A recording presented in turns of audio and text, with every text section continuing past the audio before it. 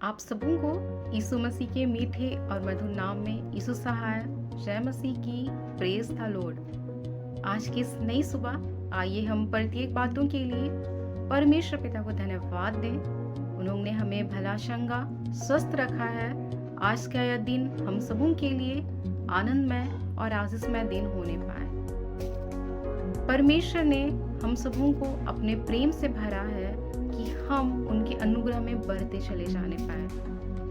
संसार में ऐसे कितने लोग हैं जो अब तक परमेश्वर के प्रेम से अज्ञात हैं, किंतु हम उन धन्य लोगों में से हैं जो परमेश्वर के चुने हुए जन हैं। परमेश्वर ने हमसे इतना प्रेम रखा कि उन्होंने अपना इकलौता पुत्र हमारे लिए संसार में भेजा। और जबकि हम पवित्र दिनों में हैं, आइए हम अपने आप को पुनः परमेश्वर के सम्मुख समर्पित करें। हम पवित्र सप्ताह के दूसरे दिन में प्रवेश कर चुके हैं। आइए हम वचन के माध्यम से पुनः परमेश्वर की उपस्थिति में आए और आज के लिए ठहराया गया वचन सुने, जो हम पाते हैं मरकुस रचित सुसमाचार 14 अध्याय 1 से 9 पद तक। 2 दिन के बाद फसह और अख़मीरी रोटी का पर्व होने वाला था और महायाजक और शास्त्री इस बात की खोज में थे कि उसे क्यों कर छल से पकड़कर मार डाले, परंतु कहते थे कि पर्व के दिन नहीं, कहीं ऐसा ना हो कि लोगों में बलवा मचे। जब वह बैतनिय्याह में शमौन कोढ़ी के घर भोजन करने बैठा हुआ था, तब एक स्त्री संगमरमर के पात्र में जटामांसी का बहुमूल्य शुद्ध इत्र लेकर आई और पात्र तोड़कर इत्र को उसके सिर पर उंडेला। परंतु कोई अपने मन में ऋषियाकर कहने लगे, इस इत्र को क्यों सत्यानाश किया गया, क्योंकि यह इत्र तो 300 दिनार से अधिक मूल्य में बेचकर कंगालों को बांटा जा सकता था। और वे उसको झिड़कने लगे। यीशु ने कहा, उसे छोड़ दो, उसे क्यों सताते हो?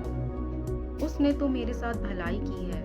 कंगाल तुम्हारे साथ सदा रहते हैं और तुम जब चाहो तब उनसे भलाई कर सकते हो, पर मैं तुम्हारे साथ सदा ना रहूंगा। जो कुछ वह कर सकी उसने किया। उसने मेरे कार्यशानी की तैयारी में पहले से मेरी देह पर इत्र मला है। मैं तुमसे सच कहता हूँ कि सारे जगत में जहाँ कहीं सुसमाचार प्रचार किया जाएगा, वहाँ उसके इस काम की चर्चा भी उसके स्मरण में की जाएगी।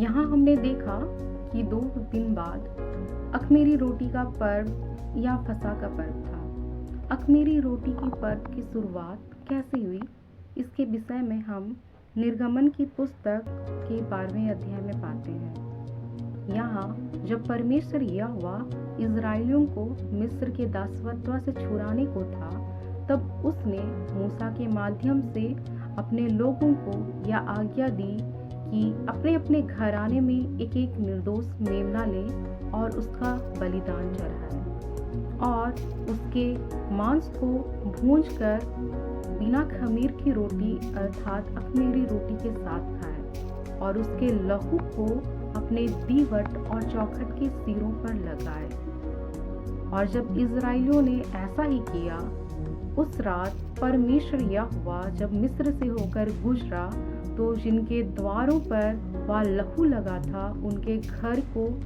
छोड़कर सभी मिस्रियों के घर के मनुष्यों तथा जानवरों की पहलौटों को परमेश्वर यहोवा ने मार डाला।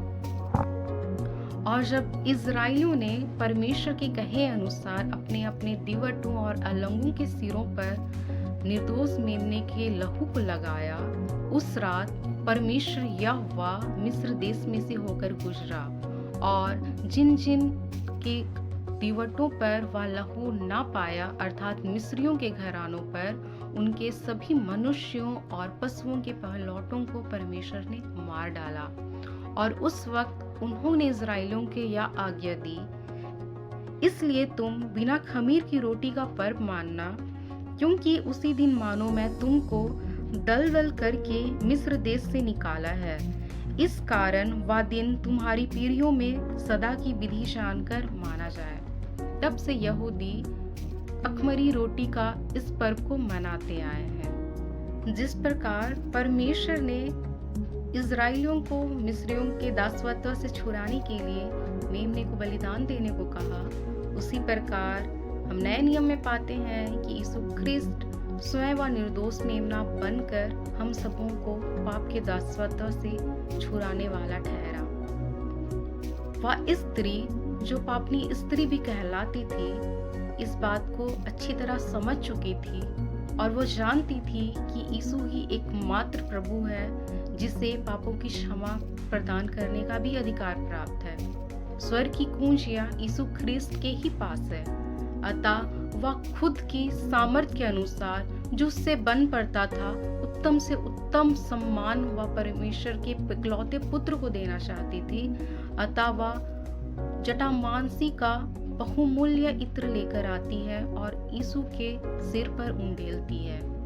अगर हम लूका और यूहन्ना के सुसमाचार को पढ़ते हैं, वहां हम पाते हैं कि वह स्त्री सर्वप्रथम जैसे ही यीशु को देखती है, वह आंसुओं से उसके पैर को धोती है और अपने बालों से उसे पोंछती है और वह उसे चूमती है। इस प्रकार वह यीशु मसीह का अभिनंदन करती है और वहाँ जितने लोग उसे ऐसा करते हुए देखते हैं, वह उसे बुरा भला कहने लगते हैं। किंतु यीशु ख्रिस्त उन्हें बतलाता है कि इस स्त्री ने जो काम उसके सम्मान में किया है, उसकी गिनती उन लोगों में होगी कि जहाँ जहाँ सुसमाचार का प्रचार किया जाएगा, उसके इस काम की चर्चा भी की जाएगी। मसीह में मेरे प्रियो, हम लेंट के अंतिम दिनों में हैं, किंतु हो सकता है कि हमने अब तक अपने जीवनों को नहीं बदला है।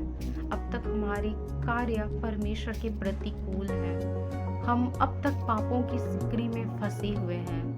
आइए उस स्त्री के समान अपने आप को दीन करें और परमेश्वर के चरणों में अर्पण करें। हम पछतावा करें उन सभी कामों के लिए जो हमने परमेश्वर के विरोध में किए हैं। वो समय, वो दर्जा जो हमें परमेश्वर को देना चाहिए था, हमने शायद नहीं दिया है। वो वक्त जो परमेश्वर हमसे चाहता था, वो महिमा, वो स्तुति जो परमेश्वर हमसे चाहता था, हमने वो नहीं दिया है। आइए अब भी अवसर है कि हम अपने आप को बदले।